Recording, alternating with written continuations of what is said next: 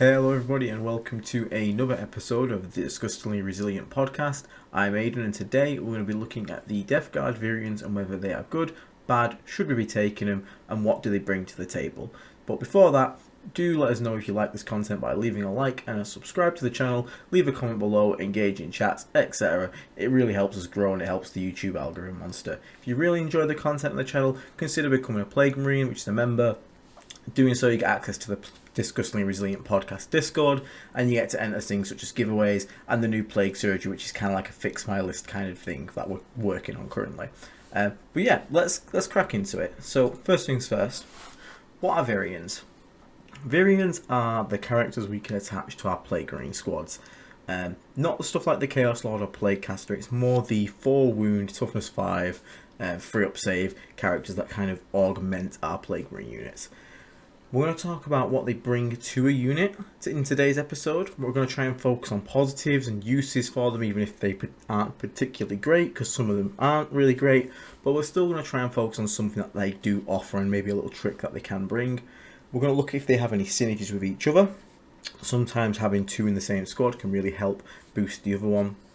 Some are better just run solo, some are probably just better left on your shelf, but we'll get into that.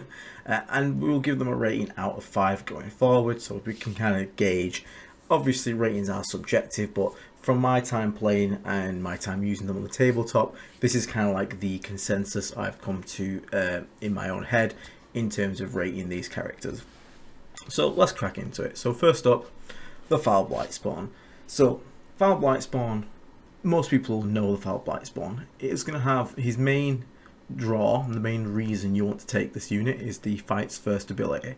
So for those who don't know, Fights First is the ability to basically swing in combat first, even if you are charged in your opponent's turn. So for those who don't know, when you charge, you get a Fight First bonus. Fights First units fight before everything else. However, if both you and your opponent have fights first, the player whose turn it currently is not gets to go first. So what this means is if you have 10 Plague Marines with a Foul Blightspawn, the opponent charges you in their turn, you will actually swing before the unit that has charged you, and that can be really impactful and really powerful. On top of this, he's packing a crazy good torrent weapon, so an automatic hitting D6 shot weapon, strength 7, AP 2, 2 damage, also packing anti-infantry 2+, which again is just fantastic. Great AP, can easily boost it up to 3, possibly 4. Flat 2 damage is fantastic, and the strength 7 is not too bad for hurting light vehicles or even potentially putting 1 or 2 damage up onto the higher end vehicles. Obviously, it being a flamer, a torrent weapon, it's also a great Overwatch weapon. Nobody really wants to run by a unit that has a Foul Blightspawn and maybe a couple flamers in the Plague Marine squad, because that Overwatch can be really nasty. But one thing to know about this guy is he doesn't actually have a Plague Knife, which is interesting, because it means in close combat he's not going to have those lethal hits natively, so he'll just be swinging at strength 4 with no rules on there. It's a minor thing, it's not really an issue, but it's worth pointing out because some Virions do have knives, some don't. So it's just a small thing that's worth noting, really. So what makes him so good? The Foul Blightspawn's fantastic for having an anti-melee ability. It's very hard for people in melee armies to approach a Foul Blightspawn unit safely because no matter how they charge you, you're going to get to fight first. Now, there are ways about that, as we'll got in one of our videos that's coming out soon to get around fights first. But in general, most times it's going to cause at least a headache for someone trying to deal with it. And if you don't know the tricks to get around fight first, it can sometimes feel absolutely insurmountable as an opponent. The combination of Overwatch and Fight First, so as we said, he's got a very good Overwatch, makes him feel really oppressive to melee armies. Not only do they have to get within 12 to declare a charge, which risks the Overwatch, but then they also have to then potentially have you fighting first. So it's a good chance that you will not only get to Overwatch them, but then also fight first, and most units can't really stand up to that kind of damage output. This means that he makes a fantastic anchoring unit. When we say anchoring unit, we mean a unit that's very good at sort of bunkering down and holding a point. If you get 10 Plague Marines with a Foul Blightspawn on an objective behind a wall so they can't get shot easily, they can be really tough to shift, because your only choice your opponent has is to engage in melee or try and get a really hard angle, which again you can block off. And if they want to engage in melee, you're going to get to fight first in that engagement, which is very powerful. On top of this, he has great synergy with infected objectives because again, you can sticky the objective, opponent then charges you on an infected objective, you can fight first and make use of the bonus rules that infected objectives give to you, such as sustained hits 2 on all your melee weapons, which is very powerful.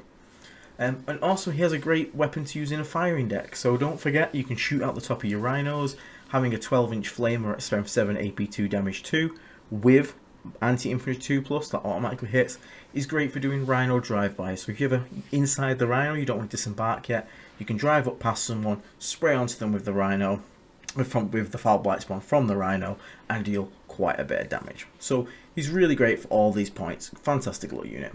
So good uses. A lot of people like to run him with 10 full melee plague marines. It kind of makes sense. It's kind of the obvious thing.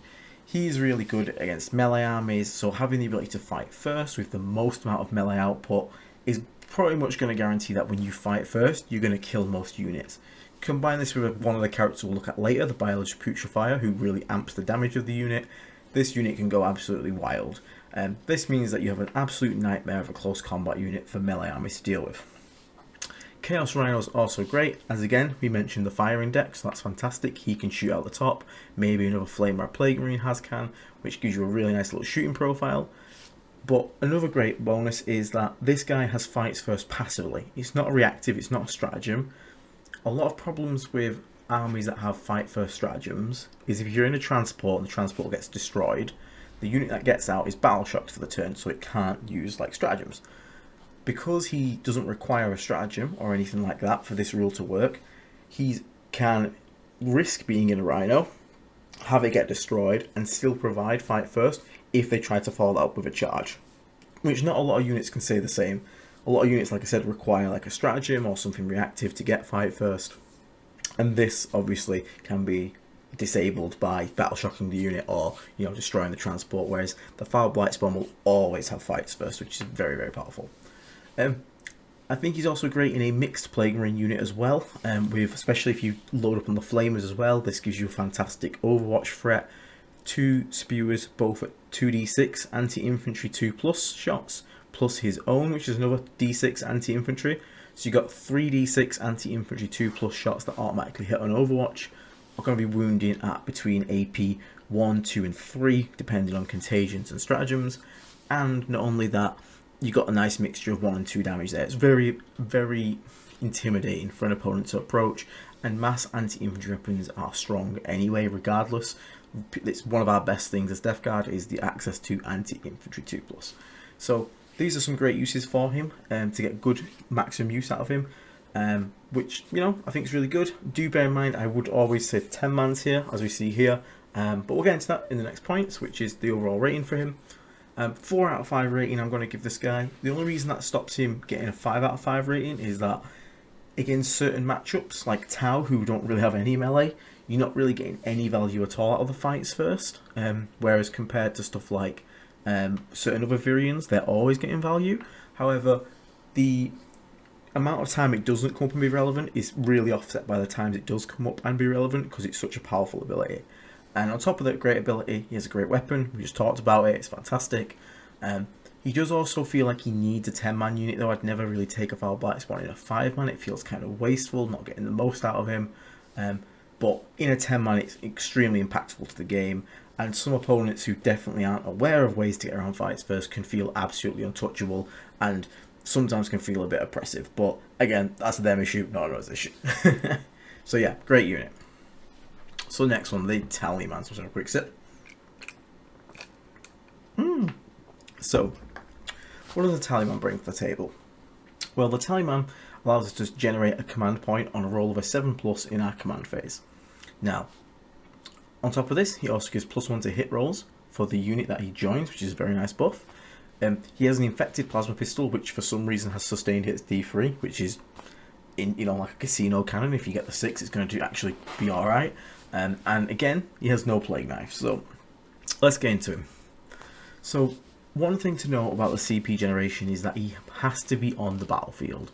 This means you don't get to roll it if he's in reserves, if he's inside a rhino, anything like that. He has to be out deployed on the table. This is a big drawback, and it really irks me because a lot of other units in the game like Autarch Wayleapers, just give you a command point flat out every turn. Not only do we have to roll for it, but we also have to be on the board. So you have like a 50% chance to get it, and you also have to be on the board, which is really annoying and really hinders this guy's uses. However, the +1 to hit affects both melee and ranged weapons, which is very good. Takes you to weapon skill and ballistic skill 3 a lot of time. 2 a lot of the times. Hitting on 2s, as Custodies, is really powerful, really nice, makes it very reliable. The biggest bonus for this is it takes our heavy plague weapons, which hit on 4s, which is very unreliable, brings it back down to 3s, which is a bit more reliable, and you don't have to worry about having those bad spike turns. This guy can also be great if you're running fixed secondaries. Fixed, obviously, playing fixed, you give up the ability to cash out tactical objectives for command points, but having a Tallyman in there gives you an extra way to generate command points. So if you are building a list with a fixed mindset, but you really like having the extra command points, bringing a Tallyman's not the worst idea, but do be aware you will have games where you never roll a 7-up, and that's going to be very, very frustrating. But there'll also be games where you always roll a 7-up. So swings and roundabouts on that one. So how to use a Tallyman? A lot of people like to bring the Tallyman on his own, solo, holding your home objective. He's brought purely for command points at this point. He doesn't give any +1 to hits because he's not joining any squads, and it's an okay way to try and farm some command points. The fella's only like 45 points, quite cheap. However, this does also make you potentially give up Assassinate for free. If I saw a Tallyman in my opponent's army on his own at the back, and I've got 3 Plague Burst Crawlers, I'm not going to shoot him straight away. I'm going to wait till I draw the Assassinate card, and then I'm going to shoot him and get Assassinate basically for free. And a lot of armies have stuff like 3-inch deep strikes or ways to get onto this character, and one thing we need to remember about Virions is they have no invulnerable, they're just a 3-up save, toughness 5 with 4 wounds, they die very easily, they're not tanky at all. So do be careful about that. Another interesting way to use him is to combine him with a Chaos Lord in a Plague Marine squad. This gives the squad +1 to hit and reroll 1s, so now you are super reliable. It's giving you the most reliable Plague Marines you'll ever see. Most of your guns are going to be hitting on 2s, rerolling 1s. Most of your melees 2s, rerolling 1s, again, crazy hit chances. And the heavy plague weapons are going to go to 3s, rerolling 1s as well. So the shooting and the non-heavy plague weapons almost feel guaranteed because 2s, rerolling 1s is crazy good, and the heavy plague weapons become super more reliable.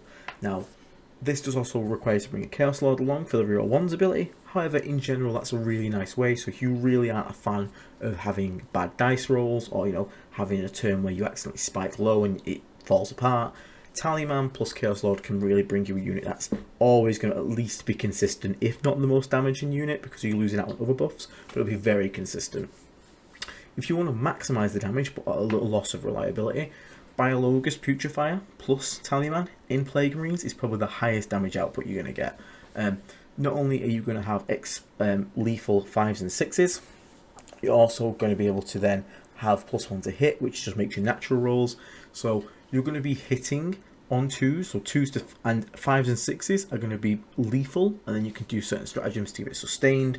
So it makes you score a lot more hits than you used to.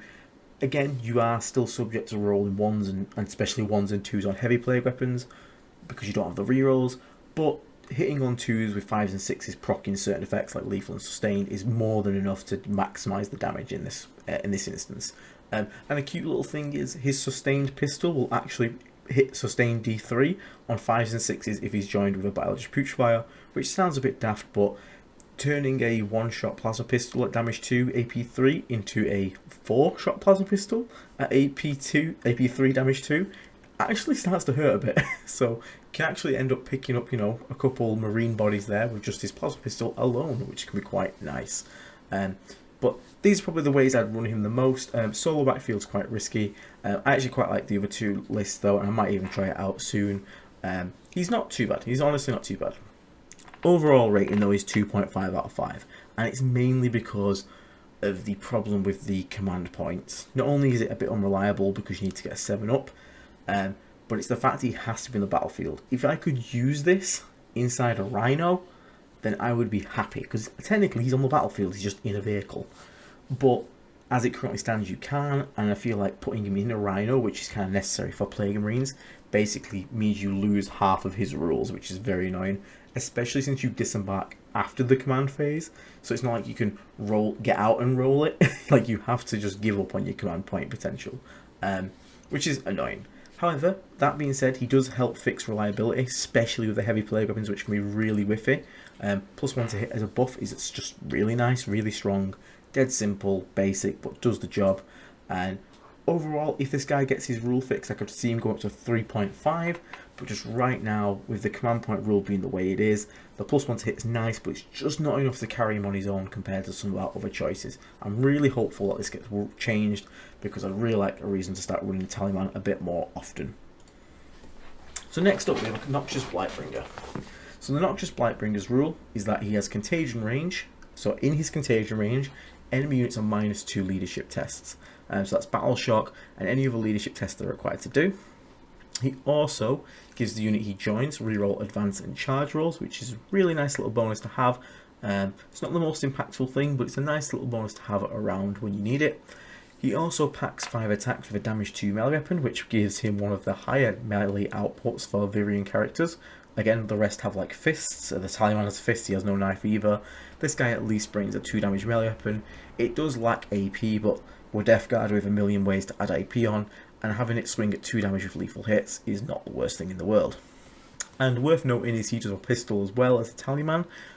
This means you can do secondaries such as cleanse, homers, if you are stuck in engagement range, because having a pistol means you are eligible to shoot, which means you can do an action even if you are in close combat, which is niche, but when it comes up you'll be thankful you have a pistol. So rerolls to charge and advance is nice because it can really help you save your command points. Again, you don't have to worry too much about having to save a command point to reroll a charge or advance, because you can just do it natively. That's really nice. And when it comes up, you feel really grateful. You're like, oh, okay, I've got a 6-inch charge. Oh my god, double 1. Oh man, I really don't want to spend that command point. Oh wait, I don't got to spend it. Free reroll gets the charge. Really nice. So that's nice, solid little ability. -2 leadership can really weirdly be effective. It tends to be more effective later in the game rather than early, but when people... Battle Shock's the meme of that. Everyone says Battle Shock doesn't matter, and that is true until it does matter. Battle Shock doesn't matter until it does, and then it ruins everyone's game plan. Suddenly, you no longer hold as much primary as you thought. Suddenly that unit that was going to do the secondary now can't do the secondary, and it can fall apart very quickly. So putting -2 leadership on enemy units can actually make that Battle Shock failing instance happen a lot more common, and that can mean Battle Shock suddenly starts to matter. This also stacks with our -1 OC and leadership contagion, so that's -3 leadership if you're near this guy, and -1 OC, which makes it super unreliable to be able to score primary and do objectives. As stated before, he is the second best Virion in close combat, which is nothing to write off. Having damage 2 melee weapon extra in the Plague Marine squad, it's like having another heavy plague weapon. Okay, the AP and strength's not as good, but it is 5 more attacks at damage 2, which is quite nice. And this guy has some really, really good niche uses versus certain lists and armies, which we're going to get into, and that's kind of where this guy shines, is in these niche scenarios. So, the leadership debuff, combined with units like Plague Burst Crawlers, can actually really rip apart certain meta lists and certain list archetypes. Forcing Battle Shock tests versus infantry is okay, and it's usually something we forget to do with our Plague Burst Crawlers. However, when you're making those units test at -2/-3, it becomes a lot more common that they're going to fail it. This allows you to deny certain things as defensive stratagems for the upcoming fight phase, which is really important for certain armies that have like stratagem fight first or stratagem -1 damage, things like that. Being able to turn that off and be like, nope, you're not going to get that, is really, really nice. This also makes it much easier to score secondaries. If the enemy unit on an objective that you need to get storm hostile objectives has 60 OC, you have a single cultist, you're like, oh, I'm never going to take that.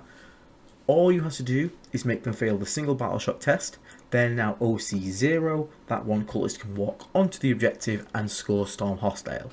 Now do bear in mind, they don't stay Battle Shocked in the opponent's turn, but secondaries are mostly scored at the end of your own turn, so Battle Shocking them for this purpose actually does work. Favourite one is if the opponent ever draws Defend Stronghold, they have to hold their home objective through their own turn and through your turn.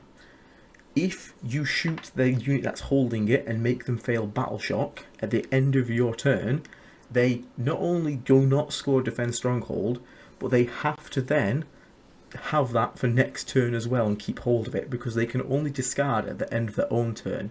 So at the end of your turn, they're still stuck with that card, which means next turn they either have to pay a command point to get rid of that card and get a new one, or they're stuck with it for another turn, and then they can discard it at the end of their turn, which can deny them potentially getting 5 VP, which is plus the 3 VP for not scoring it, which is really cute. And the droning, I guess, droning is kind of a shit enhancement, I won't lie, but if you were determined to make 10 points, actually maybe do something, having a Noxious Blightbringer with the droning is the most reliable way to get some mortal wounds out of it.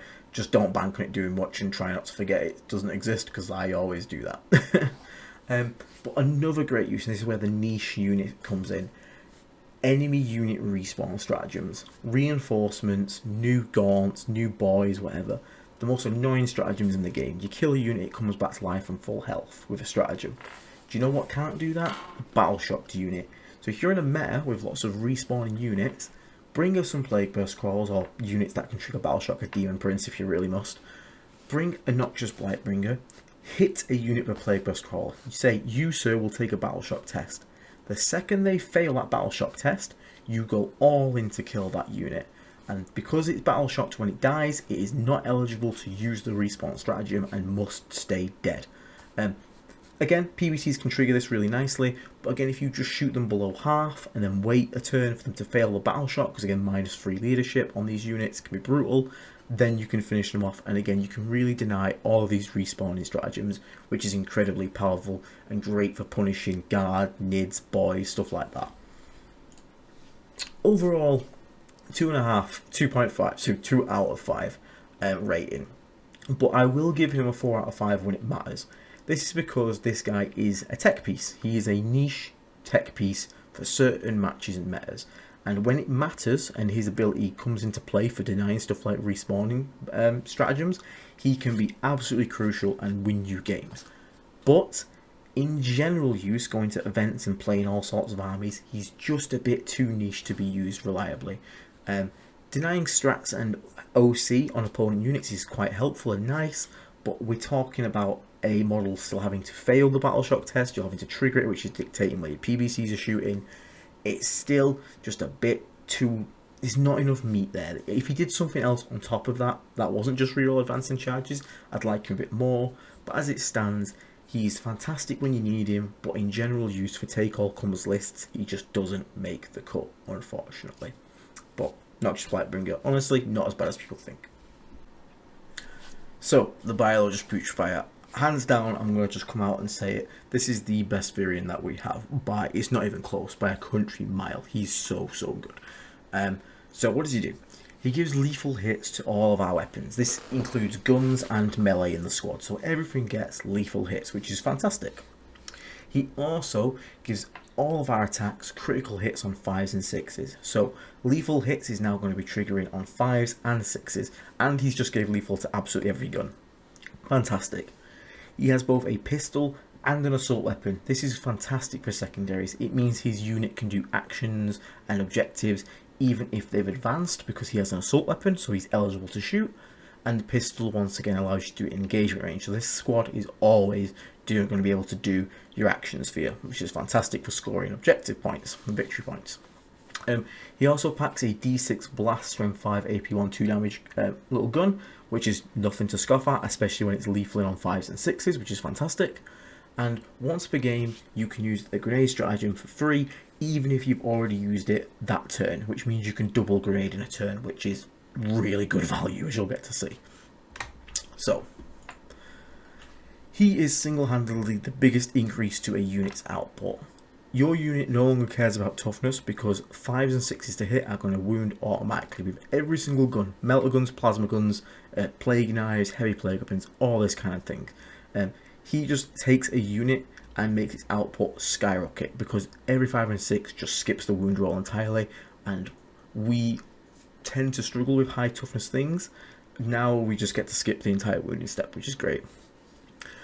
He is a problem solver. Certain units in certain armies are very tough and hard to deal with. However, having a turn where you set up 2 grenades and Typhus, so you have a secondary unit use grenade stratagem, then this unit with the Biologus putrifier do it again for free. and Typhus teleports in and does his World is Eater Plague, you're looking at potentially 2 grenades worth of mortal wounds plus Typhus. On average, you're looking at nearly 10 mortal wounds to a unit. Obviously, that can spike.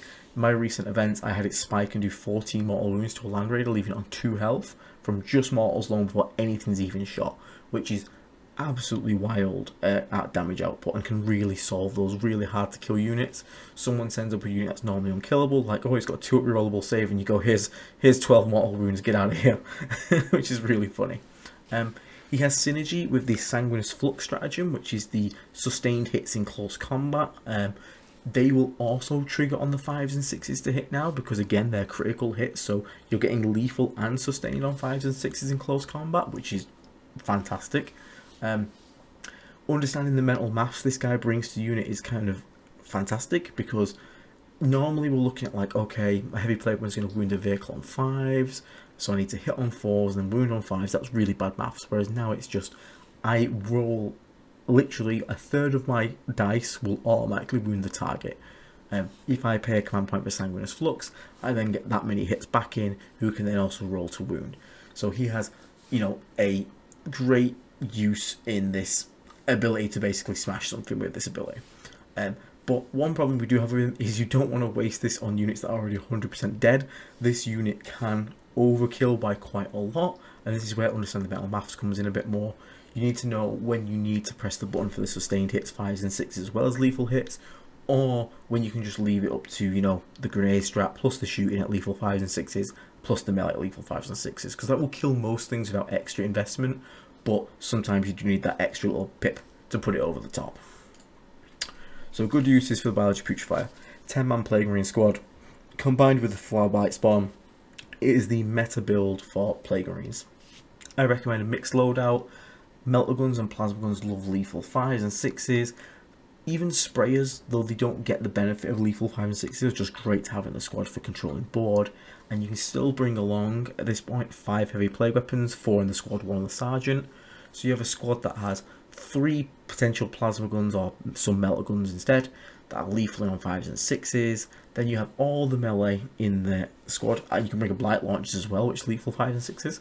And the melee is all going to be lethal 5s and 6s, so you're getting potentially, you know, 15 attacks at strength 8, AP 2/4, depending on how you point it. Damage 2, which again can all be lethal 5s and 6s or exploding 5s and 6s with sustained hit stratagem, which is really good, really good. Mortal wound bombs, again, always look for double grenade plus Typhus. It can just really solve extremely durable units, or because all this is before shooting, if your opponent tries to threat overload you, so they send like, you know, 3 full units of Sword Brethren, you can use the mortal wounds, just pick one of them up for free, shoot the shit out of the second one, and then charge and finish off the third one. Like, this unit can do that kind of damage to units, to cripple armies if it gets a good setup into multiple units. Honestly, he's just kind of an auto include. He's just a massive upgrade for both utility and damage, being able to have assault weapon pistols, the mortal wound potential output, plus what he actually brings to a unit. He's just really good. Obviously, to maximise the benefit, you're probably going to bring him in 10-mans, but I've seen people running him with 5-mans before. Used to be a lot better when we could use 3 of these guys and use all the grenades in the same turn. You could throw 4 grenades in a turn. Now it's just 2 a turn max, but still really good unit. Overall, 5 out of 5 rating, best by far, it's not even a question. He boosts the output drastically of a unit. He doesn't suffer redundancy. If you bring 2 Tallymen, you can roll for the command points, but then once you've got it, the other guy kind of like loses half his ability.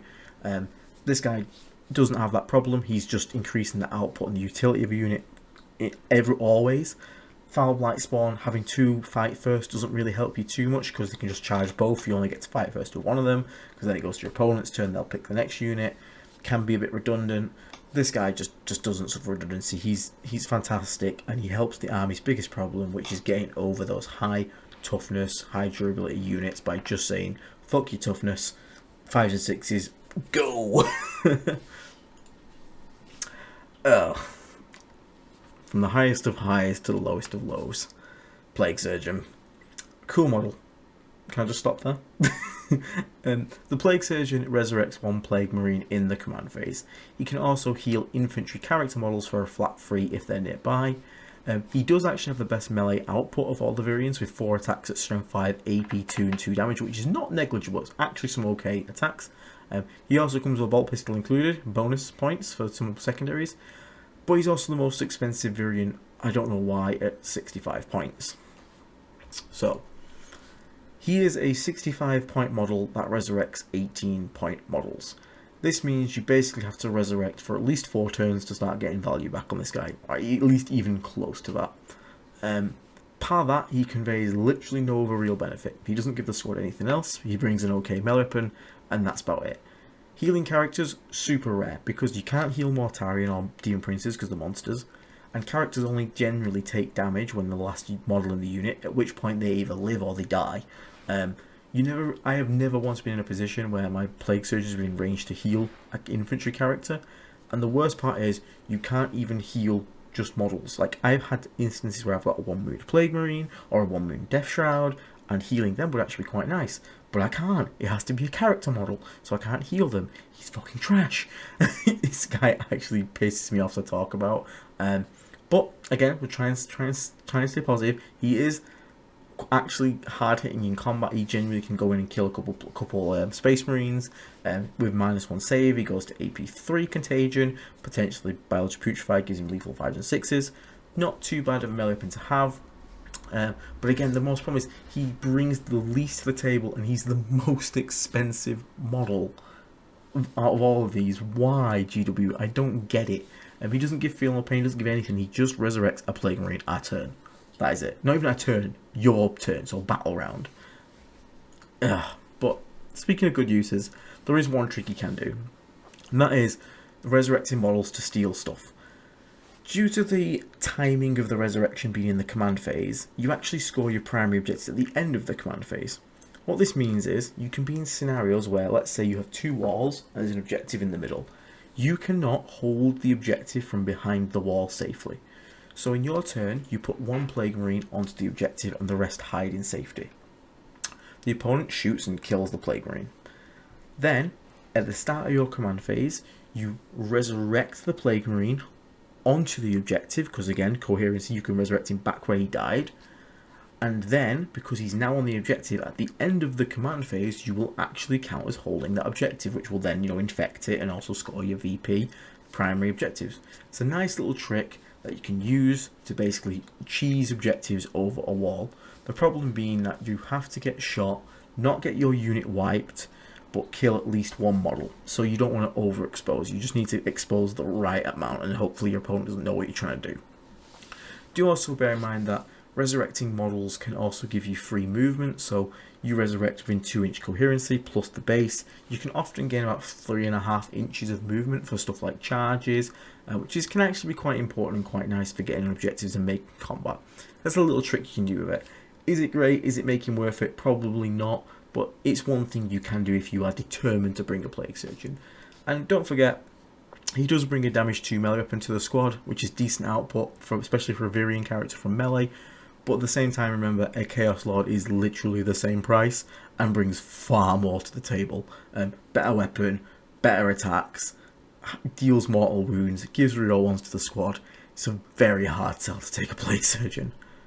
Overall, I have to give this guy a 1 out of 5. He's just awful. He needs to rework his rules, he needs to give feel no pain to the squad, something like that. He has extremely expensive, extremely situational utility. He may never even get his value back, because again, you have to lose a Plague Marine every turn to resurrect it, but not lose all the Plague Marines. So you have to get tickled every turn by small fire to lose a Plague Marine to bring it back. That's not how the game happens. People tend to kill units, so if this unit just gets killed, he never resurrects once, never gets any value back. Again, if no characters ever get wounded and live that are near him for him to heal, you get no value back. You could literally just put 65 points down the toilet. So to make sure he does get to res stuff, he wants to join a 10-man unit, but so they don't get wiped as easily in one. But why the hell would you do that when foul blight spawns, Biologus putrifiers, Tallymans, all that kind of stuff exist and actually bring decent benefits to the squad? He's the worst unit in the army, and I hate him so much, and I want him to be good because I actually really like the model and I have one painted up and I'm very proud of it. But yeah, he is kind of trash. Sorry. Even though we're trying to be positive and I give you a good use for him, he's just not it. Last but not least, bringing up the rear, we have the Icon Bearer. So the Icon Bearer adds 1 OC to each model in the squad, which is a nice little bonus. Brings up to OC 3 Plague Greens. And once per game, the most interesting thing he does is increases his unit's contagion to 12 inches. It's quite interesting. He has the weakest output of every Virion. He has no real melee weapon. I think he's got Plague Knife. And all he has is a Plague Bowler. That's it. No Plasma Pistol or nothing. He has no pistol either, so he can't even do secondaries. But he is one of the cheaper ones at 45 points. So 12-inch contagion on demand is pretty important, pretty good, because again, our contagions are very impactful. -1 save, -1 physical ballistic skill is very nice. It does trigger all the rules for that contagion, so you can then boil blight off this. You can, like I said, -1 save onto someone. Really good for that kind of effect. -1 toughness. You can then bring stuff like Chaos Lords, who then can use their Mortal Wound aura with this 12-inch aura range, which is really good. 24 inches. Because remember, an aura is both sides of the model. So if you have the model in the middle, it's 12 this side, 12 that side. So you have the entire unit size plus 24 around it, which is kind of massive and covers a huge area of the board for this. OC does generally matter. Having 3 OC per Plague Marine is actually pretty good for objectives. OC2 is really good. OC3 is kind of wild. It means like 3 Plague Marines can steal objectives off most elite units in the game very easily, which is really nice. And you can also use his 12-inch aura after doing something like an advance, so you can move advance and still pop the banner, which is really nice and lets you get into good positions to project the aura, which is fantastic. Good uses. A lot of people like to run this guy solo. You can put him in a Rhino and you basically just launch him out as a fire and forget missile. So he disembarks 3 inches, moves his 5, advances d6, drops the banner, and he's basically a sacrificial contagion bomb. It's not the worst use for him. Obviously, you will go up an assassinate point for it because he'll be going on his own and he will die instantly the second you do this. But being able to spread contagion on an important turn to a massive area of the board is going to really help you, especially in the early turns, early battle rounds, because our contagion is quite small at this point. But getting a massive 24-inch aura of this guy, because it's again both sides, of contagion can really help set up some great plays. People like to bring him with a Chaos Lord because again, the Chaos Lord pulses, not pules, pulses, D3 mortal wounds on a 4-up to everything within contagion range, so being able to boost his contagion to 12 inches, and this does stack. If you have Living Plague on the Chaos Lord, he'll have 15 inches, Mortarion can boost it up to 18 inches, which is really funny because it's 36 around the Chaos Lord, and that lasts for both your turn and your opponent's turn, so you can then pulse a lot of mortal wounds, and if you're really hot on rolling 4-ups, you can deal a lot of mortal wounds to an opposing army, and it's kind of funny to watch happen. Not super reliable, but definitely like a meme build, but it is fun. And obviously, you can also be used as an MSU objective denial. Multiple small units or minimum sized units is what MSU stands for. So this is like 5-man squads with an Icon Bearer, brings along 17 OC. That's going to out OC most things in the game for a little 5-man squad with a Bearer. That's really nice for flipping objectives, so you can get out of a Rhino, move advance. You don't really care about output from the 5-man with no upgrades. And then just put the banner down, so you steal an objective from an opponent, deny them primary, maybe score a secondary like extend battle lines, whilst also putting out a really nice large contagion zone to buff you the rest of your army. That's quite a cute little use for him. Overall, this guy actually gets a 3 out of 5. Contagion is incredibly powerful, especially -1 save, so being able to put that out at such a large radius on demand is incredibly powerful. The OC boost is pretty much the secondary bonus to this guy. He can, having OC3 per Plague Marines a nice little bonus. It's not really crucial. Most times I play with Plague Marines, they kind of out OC most things anyway, but having it there is never going to be a bad thing. However, do be aware, it is more characters to go up assassinate points, and he kind of has, the biggest problem that Icon Bearer has is his competition that he's playing with. It's just hard to take Icon Bearers, and Tallyman has the same issue when Biologus putrifiers and foul blightspawns exist. They're just way too good in comparison to these units. However, Icon Bearer can be a really interesting little build around and a really interesting little tool in a toolbox list to make sure you get a really nice turn of contagion, boil blight what you want, triple plague burst mortars, boom, go. So don't overlook this guy. I need to practice with this. I need to play with this guy a little bit more. I haven't even painted him up. But I actually, every time I talk about him, I'm actually like, you know what, that actually sounds pretty decent. I'm actually quite interested in trying it out and seeing how it goes. But overall, what variants do you enjoy as the viewer, the listener? Obviously, the Foul Blightspawn and the Biologus putrifier is the standard meta build. However, I do feel like some Virions maybe get overlooked sometimes, and there are some niche uses for some Virions, like the blightbringer. I also feel like sometimes you don't have to bring a Virion. I'm running 2 bare bones 5-mans at the moment, and they've been doing fantastic even without the bonuses. I feel like a lot of this ratings could be fixed by small changes. Tallyman being able to roll regardless of where he is would be really nice.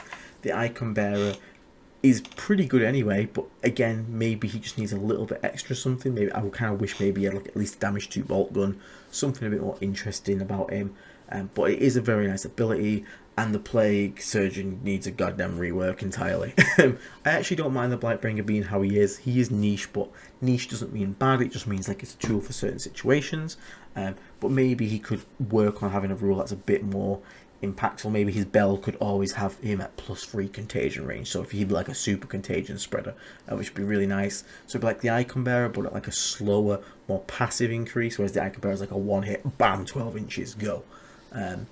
So these are cool little ideas, but I want to know what you guys enjoy. What combos do you like using? What do you like putting them with? How do you like playing them? Because at the end of the day, different players will like different things, and different things work for different folks.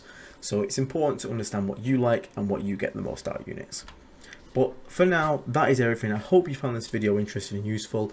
Thank you very much to our sponsor, Saltire Games. If you are interested in getting any Disgustingly Resilient podcast themed gaming aids, check out their Etsy link below. Use promo code NERGLE. You get 10% off your order and give a little bit of kickback to the channel. And they're really good quality products. They're really nice to use in-game to help you measure out deep strike, remember infected objectives, etc. If you're interested in getting a bit more into the game and upping your knowledge of the game, check out Vanguard Tactics with our affiliate link in the description below. They have master class courses for certain armies, which again is always expanding as courses come out. They also have, you know, quick fire, learn to get into 40k guides, all sorts of things like that. And lastly, thank you very much to our members who support the channel. We massively appreciate it. If you enjoy the channel, do remember to leave a like and subscribe. It really helps out. And if you want to become a member yourself and get access to stuff like the Discord for Disgustingly Resilient and getting part of the giveaways, we're going to have one of them coming up soon, then feel free to consider becoming a member and becoming a Plague Marine. For now though, that is everything. I'm going to leave you to it. So thank you very much for listening. Like and subscribe if you enjoyed it. Again, I'm going to fit one more in there. And I will catch you all on the next episode. Stay rotten everyone. Take care.